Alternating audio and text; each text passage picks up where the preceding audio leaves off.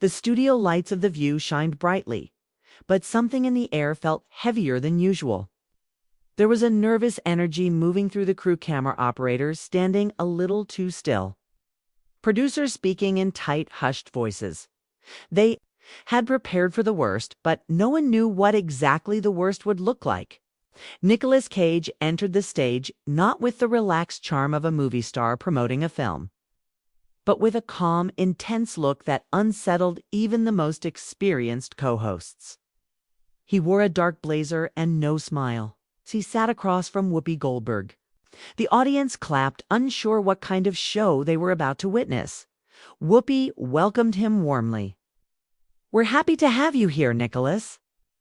Your new film American Silence is already making waves in film circles."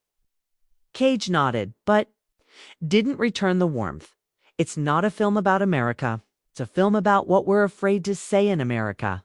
The audience was quiet. Joy Behar tried to lighten the mood. "Isn't that what movies are for? You know, saying the hard things through art?" Cage leaned forward. "Sometimes. But lately, I've noticed art is being turned into apology. Everything is filtered, edited, tested. We're scared to speak. And when we do speak, we speak in slogans, not truths." Sonny Hostin blinked. "Are you saying political correctness has gone too far?" He looked at her. "I'm saying we've confused safety with silence." The tension tightened. Then Whoopi stepped in. "Safety matters, Nicolas. Some voices have been silenced for centuries. Isn't it progress when we finally listen to those voices?" Cage didn't look away. "Yes, but progress isn't fear. Right now, people are afraid to speak honestly because they don't want to get destroyed online. We've created a world where people pretend to care more about being right than being real." A few audience members clapped. Others shifted uncomfortably. Whoopi's face hardened. "That sounds like a very privileged way to describe accountability." Cage stared at her. "Accountability is something we earn, not something we impose, through mobs pretending to be moral guides. We've weaponized outrage. We've turned every disagreement into a trial, every mistake into a crime." The room went silent. Whoopi didn't blink. "What are you really saying, Nicolas?" He leaned back in his chair. "I'm saying that freedom of speech isn't about comfort, it's about risk. And somewhere along the way, we stopped taking risks. We traded dialogue for hashtags. I won't play that game." Then he said something no one expected. "You all don't know the half of it. There are contracts we never signed, conversations we never had, but they still use our faces, our voices. We're part of a machine none of us agreed to join." The hosts looked confused. "Contracts?" Joy asked. "You mean your Hollywood deals?" Cage shook his head. "No, I'm talking about the way systems use people. Celebrities, movements, messages. I've seen the playbook. I've seen how they turn you into a symbol without your permission. How they push you forward when it suits them and silence you when it doesn't." Now even the crew behind the cameras looked tense. Whoopi leaned in. "It's a big claim. Nicolas, are you saying someone's controlling what you say or don't say?" He smiled faintly. "Shh. I'm saying I'm not the only one who feels something's wrong." Then she pushed him harder. "You act like you're some kind of rebel, but you've had a good life. You've had choices. Isn't it easy for you to call this a war when others are just trying to be heard for the first time?" Cage stood up, slowly. "I've seen real wars," he said. "But the most dangerous ones are the ones fought in front of screens, where no one bleeds, but everyone suffers." The audience gasped. Whoopi stood too. "So you're walking away from this? From a conversation you started?" He looked at her calmly. "I'm walking away because this isn't a conversation. It's a trap. You brought me here for a show. I came here for truth. Maybe next time you'll tell people which one they're getting." Without another word, Nicolas Cage walked off the set. The cameras kept rolling. The show cut to commercial, but the moment had already happened. By the time the next segment aired, Twitter was flooded. "Cage explodes on The View. Nicolas versus Whoopi. Live meltdown. Hollywood icon or political madman. News anchors replayed the footage. Social media split into two camps. One called him a brave truth teller. The other said he was just another angry man refusing to listen. But underneath the noise, something else stirred. Clips of his strange phrases, contracts we never signed. Wars fought in front of screens were dissected frame by frame. Some users noticed his eyes shifting toward the audience during one moment as if looking for someone. Others zoomed in on the earpiece one producer wore, asking why it blinked red right before Cage stood up. Conspiracy forums lit up. Cage is trying to tell us something. View is part of the machine. This wasn't about politics. This was about control. But the mainstream press moved on quickly. Cage's publicist issued no statement. His agent refused interviews. And Cage himself disappeared from public view. Still, late that night, one freelance reporter named Sarah Patel received an anonymous message, a single sentence. He was right. Start with Sophia, and attached a grainy scanned image of a contract with Nicolas Cage's name. And a signature that wasn't his dot. The email came at 2:14 a.m. The subject line read, "Start with Sophia." Below it, no introduction, no signature, just a black and white scan of an old contract. The name Nicholas Kim Coppola stood at the top. It looked official, but the signature at the bottom was off. The curve of the C, the hard tilt of the last letter, it didn't match verified samples Sarah Patel had seen before. She knew instantly this was forged. Sarah sat alone in her Brooklyn apartment, lit only by the blue glow of her laptop. As an investigative journalist, she'd chased false tips, deepfakes, and anonymous trolls before. But this was different. Whoever sent this had access, and they weren't guessing, they were guiding her. She zoomed in on the contract header. Cultural engagement and messaging license minus 2017. The issuing body was something called Ralston Media Advisory Group, based in Brussels. She had never heard of it. But a quick search pulled up an almost blank website, no contact info. No leadership names, just vague talk of global narrative support and multilateral story frameworks. She grabbed her phone. One contact might know Morbanov, a former State Department media advisor turned whistleblower. He answered groggily on the third ring. "It's emailing you at 2 a.m. with Brussels contracts," he asked. Sarah sent the file. A minute later, Benioff whistled through the line. "Ralston, Jesus. That's not just media. That's one of the cutouts they used when running Operation Miravis." Sarah sat up straighter. Miravis. It was supposed to be a Cold War-style soft power tool covert influence campaigns built around celebrity culture. Worked in Eastern Europe and Southeast Asia. Used entertainment figures to seed messages democracy, unity, anti-corruption. Except it got messy. Celebs didn't always know they were being used. Some did. Most didn't. "And Cage?" she asked. "I remember his name being floated back then, but he was hard to handle. Refused a lot of big endorsement deals. Said no to military-sponsored documentaries. I wouldn't be surprised if someone tried to sign him without consent." Benioff paused. "Sofia, Bulgaria. That's where their Cultural Alignment Center was based. It's probably what the email means." By sunrise, Sarah had booked a flight. Meanwhile, across the Atlantic, a storm was quietly building. The View segment had gone global, trending in multiple countries. In France and Brazil, where government-funded TV programs had previously worked with Ralston. Social media users were digging up old celebrity interviews, looking for signs of manipulation. In Tokyo, a hacker group known as Contra posted a list of state-linked celebrity amplifiers, and Nicolas Cage's name wasn't on it. Instead, it was marked flagged for noncompliance minus 2018. At the same time, in Los Angeles, Cage was off the radar. But not idle. Inside a shadowed room in Laurel Canyon, he sat with a small group of independent filmmakers, two of whom had once worked in military psychological ops. They were helping him piece together what had happened. One man, Victor Ross, showed Cage a collection of old presentation slides leaked years ago from a NATO media conference. The title, Soft Control via Narrative Architecture. Cage pointed to a diagram showing a pyramid of influence. At the base, general audience. Then, social media leaders. Above that, artists and entertainers. And at the top, strategic messengers. "I think I was supposed to be one of those messengers," Cage muttered. Victor nodded.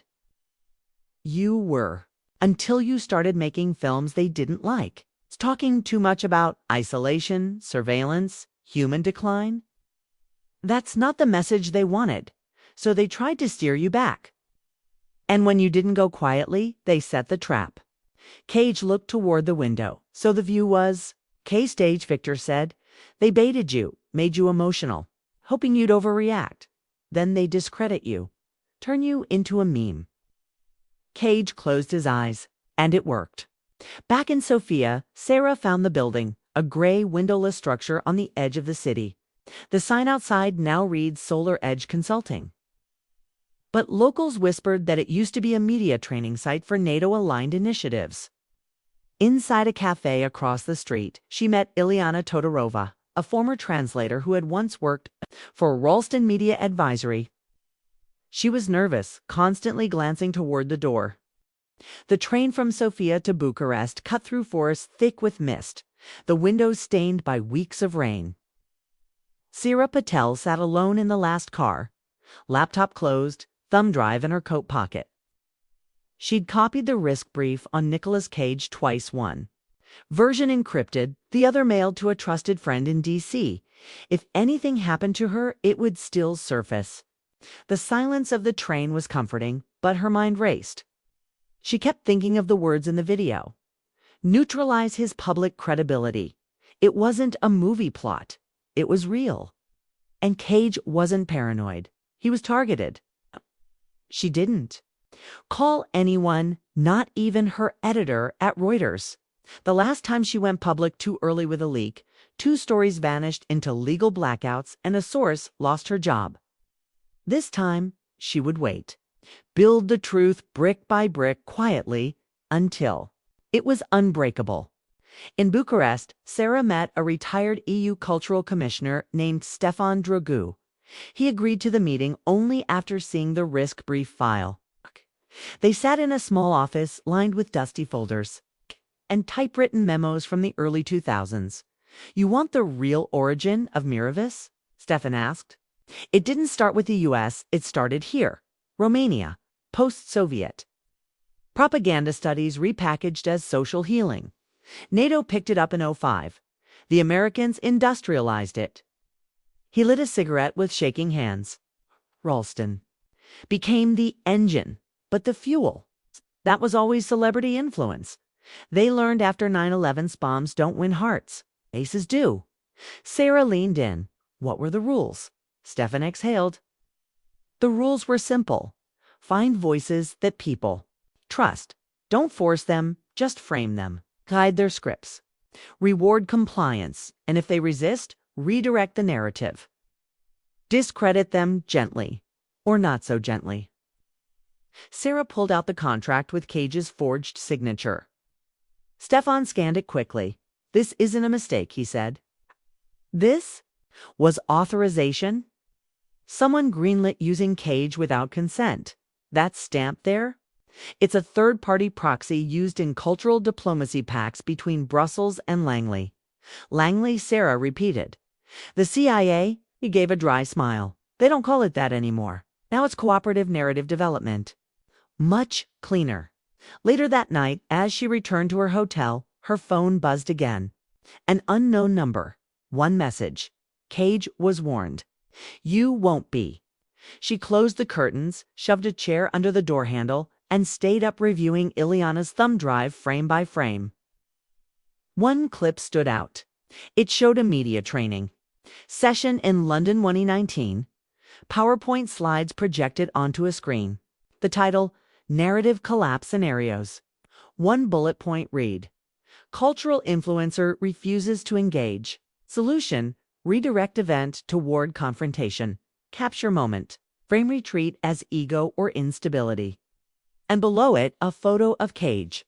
From a different show, years before The View. They had a plan. Back in Los Angeles, Nicolas Cage sat alone in a recording booth. No lights, no cameras. Just a microphone, his voice, and a recorder. He had started taping everything. Not for release, for record. "I said something on that show," he whispered, "and it felt like I was speaking into a hurricane." He took a breath. But what? If the hurricane was designed, what if the whole stage was wired, not for dialogue, but for collapse? His voice cracked slightly. "I wasn't angry. I was warning them." Cage clicked off the mic and leaned back. He looked exhausted. Since walking off The View, he hadn't left the city. He changed hotels every 48 hours. Drove himself. Burner phones. They hadn't come after him yet, but they were watching. Of that, he was sure. 2 days later, Sarah sent him an encrypted message. "I have proof. It built the moment. You didn't fall into it. You were pushed. We need to meet." She included a time and location. Geneva. A journalism conference would give them cover. Cage responded 3 hours later with only 2 words. "I'm coming." In Geneva, the world was moving fast. Protests against media manipulation were spreading across universities in Europe. A group of whistleblowers calling themselves the Playback Collective released a new set of documents showing how popular talk shows, including The View, had accepted narrative enhancement briefings from third-party fact consultants tied to Ralston. Whoopi Goldberg's team issued a statement denying knowledge of any influence. But one email leaked. It was a production note sent 2 days before Cage's interview. To read, "Subject will attempt to steer away from promotion into philosophy. Recenter to accountability themes. Prepare for escalation if deflection occurs. Camera 3 to focus tight if Cage rises." Someone expected him to lose control. They planned for it. Backstage at the Geneva conference, Sarah saw Cage again. Looked older, rougher, but sharper. "I read everything," he said. "The contract, the brief, the training tapes." Sarah handed him a folder. "These are the names of the moderators, the people who framed the interview. There's a signature from the same person who approved the reputation degradation protocol for another actor in 2021. You're not the first." Cage flipped through the pages. "But I might be the last." They walked together past press booths and sound stages. Cameras swiveled as Cage passed. He didn't stop for interviews. Not yet. That night, Sarah posted a teaser article. It contained no accusations, no names. Just one quote, in bold. The biggest lie ever told on television was that it was ever real. Nicolas Cage, and within hours, the world leaned in closer. The Geneva conference opened with a speech about media freedom, but it felt like a lie. Cameras rolled, banners waved, and officials spoke about transparency while surrounded by whispers of control. Nicolas Cage sat quietly in the back row, dressed in a plain black coat and sunglasses. He hadn't come to talk, not yet. He was there to watch. Across the room, Sarah Patel listened to a panel on narrative warfare. One speaker, a former BBC executive, talked proudly about partnerships with alignment centers in Brussels. She never once mentioned Ralston Media, but Sarah noticed something. Every speaker used the same phrases: tone, moderation, message clarity, cultural stability. It was rehearsed, sanitized. After the panel, Sarah slipped out. A side door. Nicolas followed. They met in a stairwell that smelled of dust and history. "They've scrubbed the names," she said. "Ralston, Miravis, even the term moderator protocols, all of it's gone from the panels. Even in closed-door sessions, no one speaks of them." "That's how you know it's real," Cage replied. "If it didn't matter, they wouldn't hide it. They made a plan."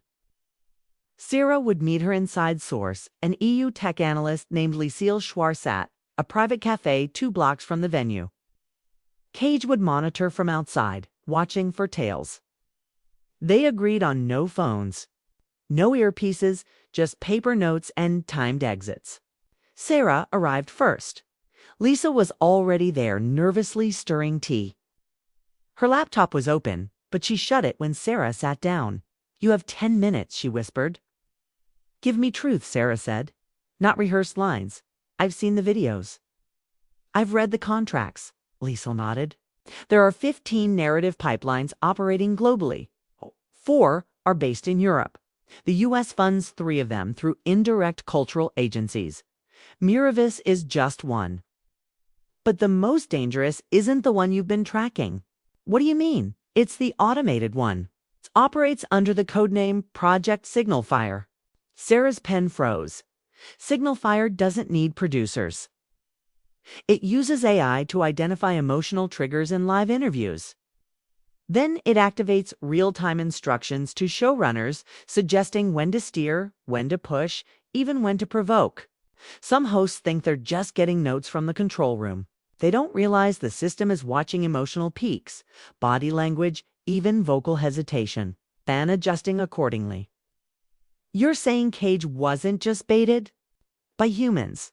He was provoked by software?" "Yes," Liesel said. "He was the first to trigger a red-level escalation. The protocol is called silence collapse. Push the subject until they exit. Capture the moment. Rewrite the meaning." Stomach turned. "Can you prove this?" Liesel reached into her coat and slid over a small silver flash drive. "This has the real-time command logs from the View broadcast. It's unredacted. It shows the moment Cage's tone spiked. It's the moment Goldberg received a prompt to apply moral confrontation. The timing is exact down to the frame." Then Liesel stood. "I'm already being watched. If I disappear, tell them my name. Make it loud." She walked out without another word. Across the street, Cage saw 2 men follow her. He crossed quickly, trying to catch up, but she turned a corner and vanished. Back in the hotel, Sarah and Cage sat in silence as they scrolled through the files. Every note was timestamped. At 1 hour, 12 minutes, and 34 seconds into the show, subject, vital signs, rising stress, recommend ethical. Trigger, at 1 hour, 12 minutes, and 45 seconds, CO host. Goldberg prompt, initiate accountability confrontation. It wasn't just a suggestion. It was programmed theater. "This," Cage said slowly, "is war." Sarah stared at the screen. "This is proof." That night, the story broke. Reuters published the first part of Sarah's series, Stage Managed: How AI Steers Your Screen. The headline lit up across the world. CNN asked for comment from ABC. The View released a statement denying use of external software. Whoopi Goldberg refused interviews. The show went on hiatus within 48 hours, but the ripples spread fast. A German media watchdog launched an inquiry into algorithmic manipulation in televised interviews. France suspended 2 media contracts tied to Ralston. In Brazil, a politician demanded audits of AI-driven production systems. Snow fell quietly in Reykjavik, dusting the rooftops in white as the winds howled off the North Atlantic. Nicolas Cage stepped out of the taxi with his collar up and sunglasses on. The sky was gray, but his mood was darker. He hadn't slept on the flight. Not because he was afraid, but because his mind couldn't rest. If Layla Mendoza was here, it meant one thing: they were erasing the past. He found her waiting inside an old library-turned-research center. Leela looked older than he remembered, her hair streaked with silver, her eyes sharper. She hugged him quickly, then looked around the room before leading him downstairs. They entered a basement filled with locked cabinets, a computer tower humming in the corner. Lila didn't speak until the door was sealed behind them. "You shouldn't have gone on The View," she said. "They didn't just push you. They were watching how far you'd go." Cage shook his head. "I had to say something. Even if no one listened." Layla took out a thick folder and placed it on the table. "This is the file they never meant for you to see. It's called Protocol Dagger." He opened it slowly.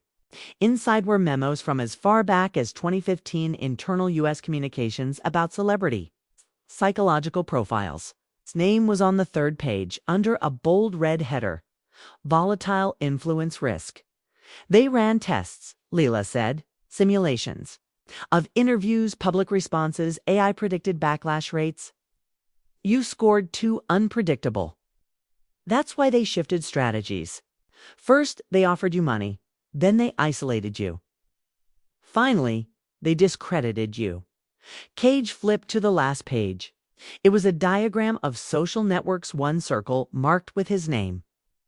Others with initials WGOWCD beneath it. 1. Phrase, narrative containment complete by Q4 FY 2023. They were going to bury me, he whispered. No, Leela said. They were going to make people forget you mattered. Meanwhile, in Geneva, Sarah Patel sat across from two lawyers in a silent boardroom. Reuters had frozen her story after receiving pressure from U.S. legal advisors. The editors were afraid too much liability, too many names. But Sarah wasn't backing down.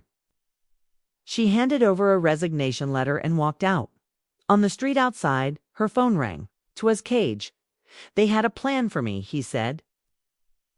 But we're going to rewrite it. Back in Iceland, Layla gave him one last thing, a hard drive labeled Echo Map. It held metadata from years of narrative steering programs. It tracked audience reactions, emotional spikes, and suggested talking points across multiple shows including The View, most shocking of all it, had a heat map of live AI instructions sent during his interview, proving that Goldberg had been guided in real time. He turned her into a weapon without her knowing, Cage said quietly. Layla nodded. She wasn't the only one. By morning, they were gone. Layla left Iceland for Finland, fearing arrest. Cage flew back to Los Angeles under a false name. Sarah flew to Toronto, where independent media agreed to publish her findings without interference. 3 days later, a new documentary dropped online, The Echo Map Files. It was raw, unpolished, and powerful. Cage narrated the opening. They called it guidance. I call it manipulation. This is what happens when influence becomes policy, and policy becomes silence. The video spread fast, 10 million views in one day. Then 20. The public response was electric. Students walked out of journalism schools in protest. Celebrities began quietly deleting old partnerships. A leaked internal memo showed that several AI companies were halting tone calibration. Software used in TV studios, it was working. But there was retaliation. Sarah's apartment was broken into again. Her Toronto office was raided by unknown men posing as telecom inspectors. All her hard drives were taken. Cage received a cease and desist letter from a mysterious legal entity claiming unauthorized disclosure of national cultural assets. Even Leela vanished. Her last message was a voice note to Cage. They're cleaning the servers. Burning. The files don't stop. People are watching, and they were. In Washington, a senator demanded a hearing on media influence algorithms and covert narrative shaping. But the request was denied in committee. Too soon, too dangerous. Still, cracks had formed. And for the first time, Cage wasn't alone. A group of whistleblowers came forward to talk show producers, a former State Department analyst, and even a junior engineer from a tech firm called Xenoa. They confirmed everything. Emotional manipulation tech, real-time prompts, psychological, audience control models. It was no longer a theory. It was a system. And it had a name. Narrative Control Infrastructure. But perhaps the most damning evidence came from a short clip Cage received in an unmarked envelope. It showed a screen from inside a control room, his View interview playing in real time. At the bottom, a blinking prompt. Escalate. Frame. Subject as erratic. Recommend exit capture. He watched the timestamp. It was exactly 7 seconds before he stood up. Cage smiled bitterly. They didn't just hope I'd break. They told the story before I ever opened my mouth. But now, he had the ending, and he was going to write it himself, in the shadowed corners of a borrowed editing suite in downtown Los Angeles. Nicolas Cage sat hunched over a monitor, headphones tight on his ears, his eyes locked onto a timeline of overlapping audio and video. Every second mattered now. The documentary, the Echo Map files, had cracked the door open, but what came next had to blow it off the hinges. Beside him, Saira Patel paced, phone in hand, whispering updates. Since her expose, she had received thousands of emails, some from terrified media workers, others from anonymous sources claiming to hold keys to even deeper layers of the system. One message stood out. It was from a woman named Aria Dalton, who claimed to be a former lead developer at XenoEye, the tech firm behind the core emotional recognition algorithms. She says she has proof of secondary targeting protocols, Sarah whispered. Not just guests. Viewers. Cage raised his head. They weren't just controlling the message, they were watching the reaction, steering the audience while steering us. Real-time ideological shaping, Sarah said grimly. We're not just talking about celebrity control anymore. We're talking mass behavioral engineering. They arranged to meet Aria at a quiet bookstore in Pasadena. She wore a scarf wrapped high in gloves, like someone half expecting to be followed. I helped build the second layer interface, she said, eyes darting.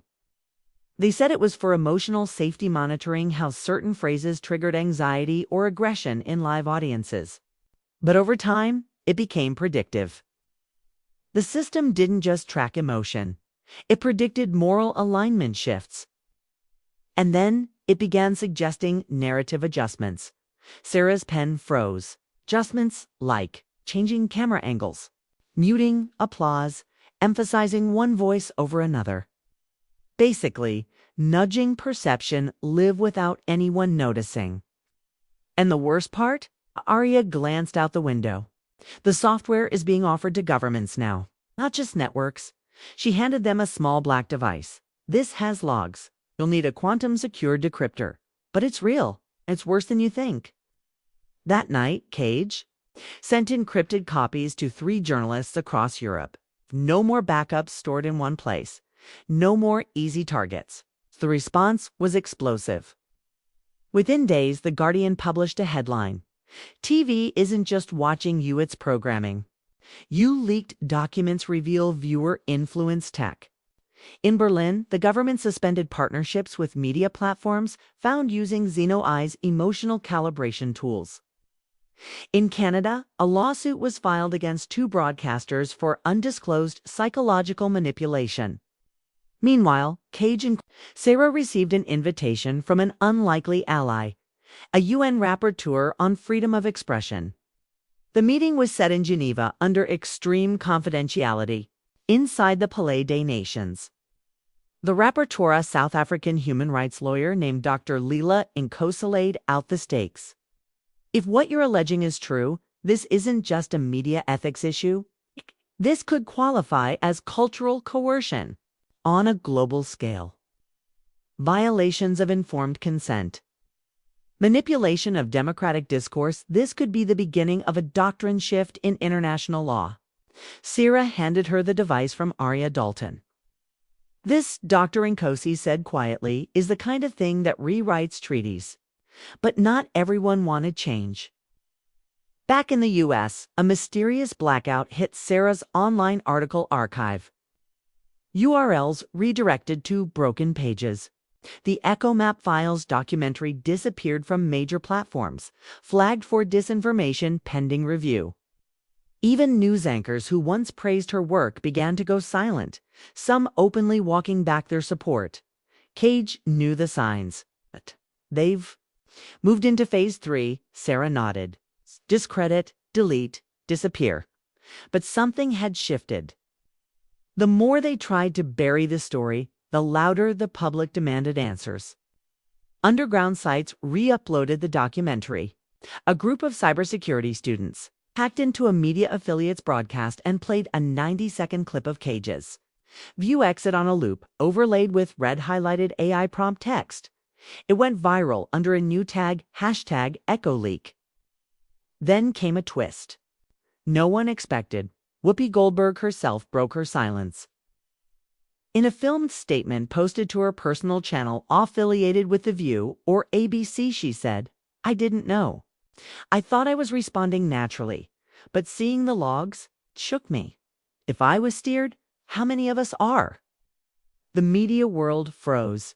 In less than 12 hours, every network from MSNBC to France 24 invited Cage and Sarah to speak.